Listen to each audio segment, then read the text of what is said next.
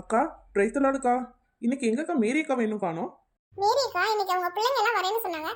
இருந்து கூட்டிட்டு வரேன்னு சொல்லிருக்காங்க. பரவாயில்லையே, பிள்ளைங்க எல்லாம் இன்னைக்கு ஆர்வமா கேட்க வரேன்னு சொல்லியிருக்காங்களா வார்த்தைகளை? ரொம்ப நன்றி, வரட்டும். அவங்க வந்ததுக்கப்புறம் நம்ம வேதம் வாசிக்க ஆரம்பிக்கலாம். இரவும் பகலும் வேதத்தில் தியானமாய் இருக்கிற மனுஷன் பாக்கியவான் என்று தேவன் சொல்லியிருக்கிறார். அந்த வார்த்தையின்படி நம்ம ஆலயத்துக்கு வர ஒவ்வொருத்தரும் வார்த்தையை கேட்கறதுல ரொம்ப உற்சாகமா இருக்கணும். அப்பதான் அது தேவனுக்கு பிரியமா இருக்கும். இம்மா சின்ன பொண்ணு வேதம் வாசிக்க ஆரம்பிச்சிட்டியாமா? அக்கா, உங்களை விட்டு நான் எப்படி வாசிப்பேன்? நீங்க தான் பிள்ளைங்களை கூட்டிட்டு வர்றதாக நம்ம ரோசி அக்கா சொன்னாங்க. அதனால நீங்க வரட்டும்னு சொல்லி நாங்க வெயிட் பண்ணிட்டு இருக்கோம்க்கா. சரிம்மா சின்ன பொண்ணு, என் பெரிய மகன் வந்துட்டா. சின்ன பொண்ணு இப்ப இனிமே தான் வருவா.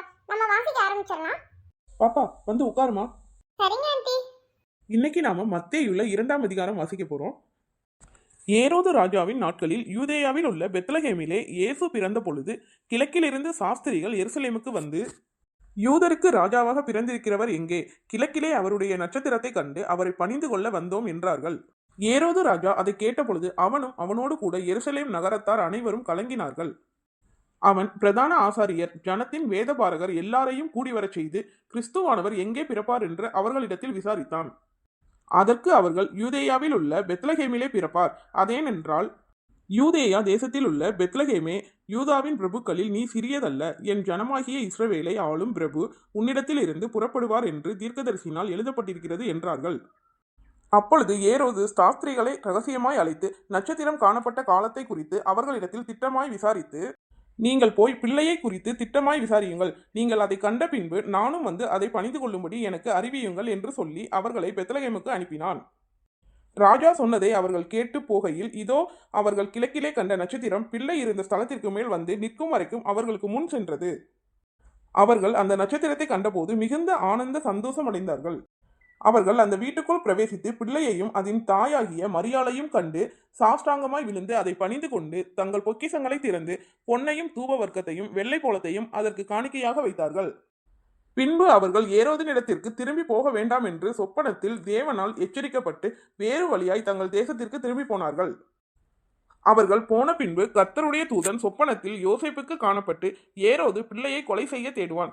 ஆதலால் நீ எழுந்து பிள்ளையையும் அதன் தாயையும் கூட்டிக் கொண்டு எகிப்துக்கு ஓடிப்போய் நான் உனக்கு சொல்லும் வரைக்கும் அங்கே இரு என்றார். அவன் எழுந்து இரவிலே பிள்ளையையும் அதன் தாயையும் கூட்டிக் கொண்டு எகிப்துக்கு புறப்பட்டு போய் ஏரோதின் மரண பரியந்தம் அங்கே இருந்தான். எகிப்திலிருந்து என்னுடைய குமாரனை வரவழைத்தேன் என்று தீர்க்கதரிசியின் மூலமாய் கர்த்தரால் உரைக்கப்பட்டது நிறைவேறும்படி இப்படி நடந்தது.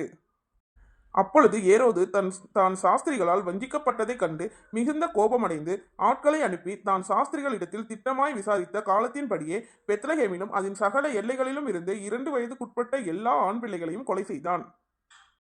புலம்பலும் அழுகையும் மிகுந்த துக்கம் கொண்டாடலும் ஆகிய கூக்குரல் ராமாவிலே கேட்கப்பட்டது. ராகேல் தன் பிள்ளைகளுக்காக அழுது அவைகள் இல்லாதபடியால் ஆறுதல் அடையாதிருக்கிறாள் என்று எரேமியா தீர்க்கதரிசியினால் உரைக்கப்பட்டது அப்பொழுது நிறைவேறிற்று. ஏரோது இறந்த பின்பு கர்த்தருடைய தூதன் எகிப்திலே யோசேப்புக்கு சொப்பனத்தில் காணப்பட்டு, நீ எழுந்து பிள்ளையையும் அதன் தாயையும் கூட்டிக் கொண்டு இஸ்ரேல் தேசத்துக்கு போ. பிள்ளையின் பிராணனை வாங்க தேடினவர்கள் இறந்து போனார்கள் என்றான். அவன் எழுந்து பிள்ளையையும் அதன் தாயையும் கூட்டிக் கொண்டு இஸ்ரேல் தேசத்துக்கு வந்தான்.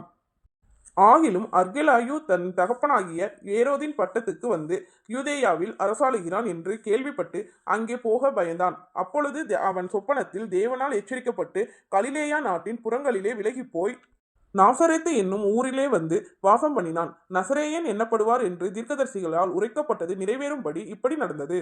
ஆமென். அக்கா, வாசித்த விதம் உங்களுக்கு பிடிச்சிருந்ததா? ஆண்டி, எங்களுக்கு ரொம்ப நல்லா புரிஞ்சுது. நீங்க வாசிக்கிற விதமும் பைபிள்ல உள்ள வார்த்தைகளும் நல்லாவே புரிஞ்சுது ஆண்டி. சின்ன பொண்ணு, இதே மாதிரி பைபிள் வாசிக்கிற மாதிரியே எங்களுக்கு வாக்குத்தத்த வார்த்தைகளையும் நீ சொன்னா நல்லா இருக்கும். அக்கா, நான் கண்டிப்பா சொல்றேன்க்கா. வாரத்துல 6 நாள் நம்ம வேதம் வாசிப்போம். அதுல வாரத்துல ஒரு நாள் வந்து கண்டிப்பான முறையில் வாக்குத்தத்த வசனங்களை நான் உங்களுக்கு எடுத்து சொல்லி தரேன்க்கா.